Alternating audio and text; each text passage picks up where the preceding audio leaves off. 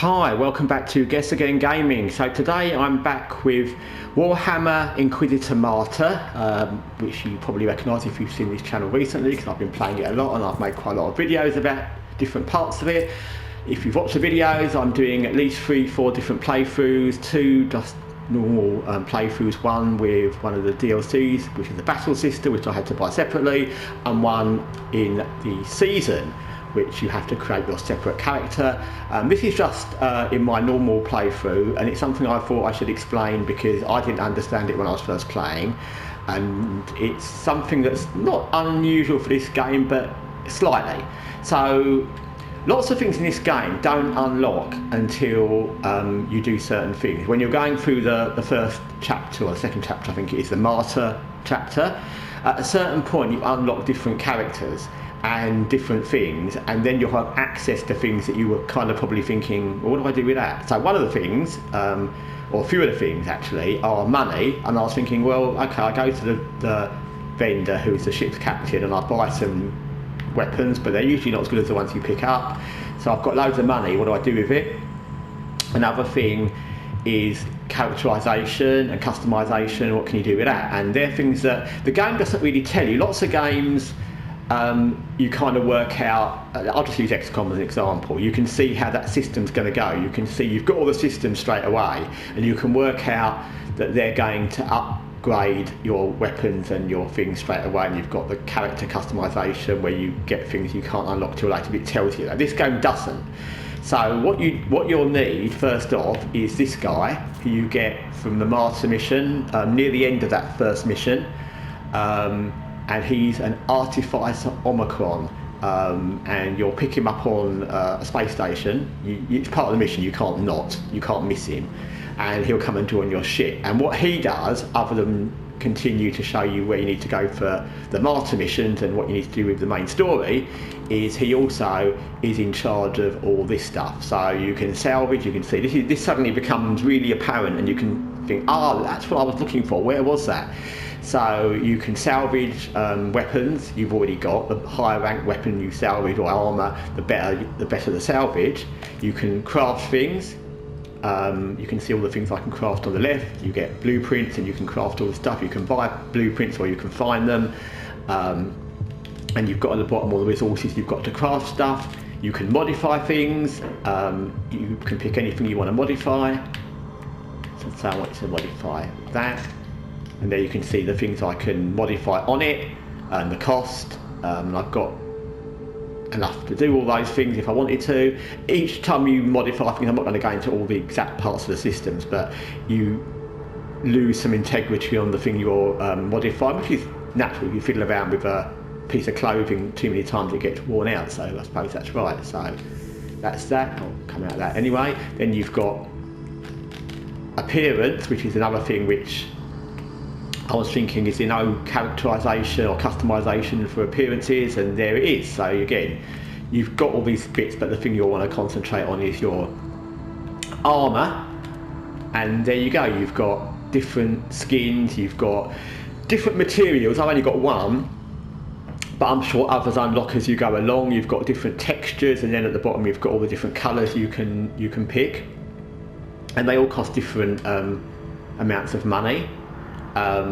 So you can pick how much you want to spend. You can decide how you want it to look. You've even got, like, you can see at the top, you can add how grimy you want it to be and how worn you want it to be, etc, etc. So it's all there. Then you've got the tech tree, which is another thing that I didn't know was going to be here. It all comes with this guy. So then you've got this where you can spend money to upgrade different things you can do. Some I can't do yet. And I've done that one, I've done that one, I've done that one. So there's nothing more I can do, but they cost money as well. So, and then there's different enchantments. You've got a whole list of things here which you can add on to things.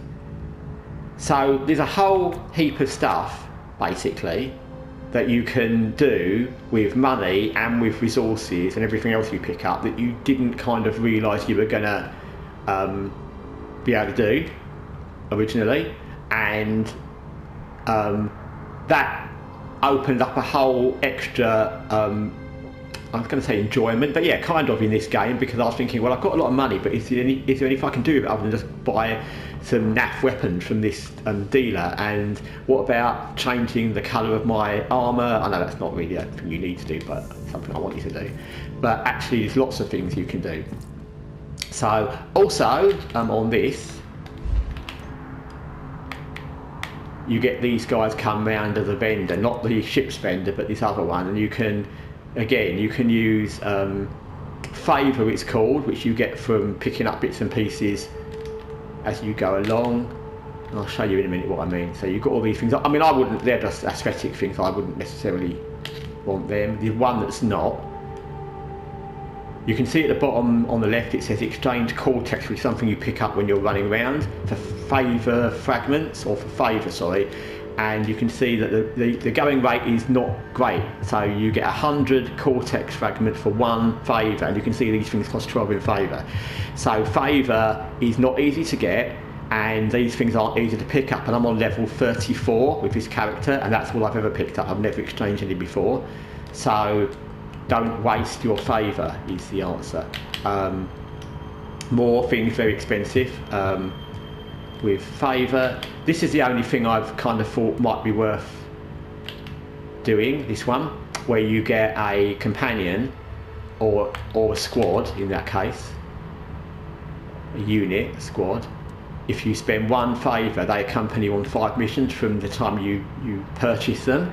I have got the money to do that, or the favour, because I could exchange my cortex for 1 favour, and that would give me enough to buy 1, but I'm not sure how worthwhile they are. I'm not sure whether they're just something that's going to turn up and be killed in, you know, a couple of minutes, and it's just going to get in the way and waste like 1 favour. And as I said, it's not easy to get this stuff to make favour, so I've considered whether I want it. So anyway, I'm just saying that so you know other systems and there are options, but don't jump in, because I saw this option to do the to get the companions or the sidekicks, whatever you want them, yeah, quite a bit ago, probably 10 levels back, but I already had enough favour then, or enough to buy favour, but I decided not to, because I wasn't sure if it was going to be worth it. And the fact I've only got another probably 30 or 40 cortex fragments since then, I'm kind of glad I didn't.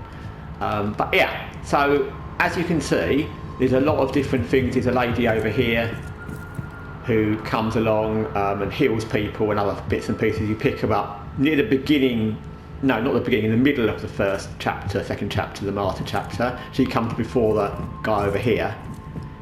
And also you get this, which is a Void Crusade. You get Crusade, you pick up shards. And again, there's this weird little table thing here, which, or you don't know what it is actually, which is on your ship and you think, I don't know what that is.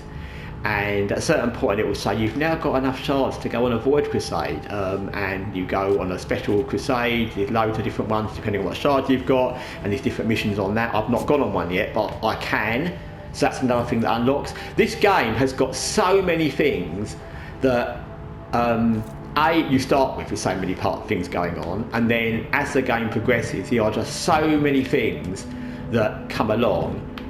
You don't know what's going to be next. I don't know if anything else is going to be. That's just extras, like things you can stick on your I'll show you actually, because we were there, just so you know. So these are just little things you can add if you want. I haven't got any of that yet. You can add these if you do certain things, but they're not things I particularly want. I don't know, there might be more things later on. But yeah, you don't know whether there's going to be anything new. I don't know whether something's going to come over here, or there's going to be another thing that's going to add on, or there's going to be another person that comes that's going to add a new system. But yeah, there's so many different things that come along. Just when you think, like I said, I thought, okay, I've got the hang of this, I'm just going into a kind of extraction shooter with a story behind it, and then suddenly you've got all these things you can buy. You've got mods, you've got void quests, you've got other things, you've got, I'll show you here, now I've got 3 different main missions, which is the one which was the original mission, which is tracking down this Lord Klosterheim for the Martyr mission, and you've got a couple of other missions you get. I'm sure there'll be others. And then you can still go to any system you want and just do random missions. So yeah, it's a really, really good game. There's so many different parts to it, and I found it, like I said, and I played loads, and also about turn-based games or extraction shooters or ARPGs or RPGs or anything. I found that this game probably has the most amount of content, as in things you can do just to go and have a fight, like I said, the extraction mission, just go to a system, drop into a different planet system and do something, and you've got the main missions and the void quests, but in all the other bits and pieces that are going on, this probably has the most amount of content I've ever found in a game. It's really amazing. So yeah, so I continue to play. Like I said, I'm on level 35, I thought 34, but I'm on level 35 in this, in my main character that I'm using to kind of progress my main story, and I've really been enjoying it, and I'm enjoying doing the other playthroughs at the same time. There's very few games I've ever played where I would have enjoyed doing 4 playthroughs simultaneously, kind of, and I'm enjoying all of them here. They're all a bit different. The battle system is a bit different, the season is a bit different, that's harder, as I've said in the video if you want to watch the videos about that. And the other character I've got, which actually was the first character I made, which is a different subclass of assassin, I've kind of pushed that on a little bit, and I'm leaving that one at about level 15, 16, so I can start from there again when I want to go through the whole story, kind of. So I'm kind of leaving that one where it is. But anyway, thanks for watching Guessagaingaming, playing Warhammer Inquisitor Martyr. Till next time, take care for now.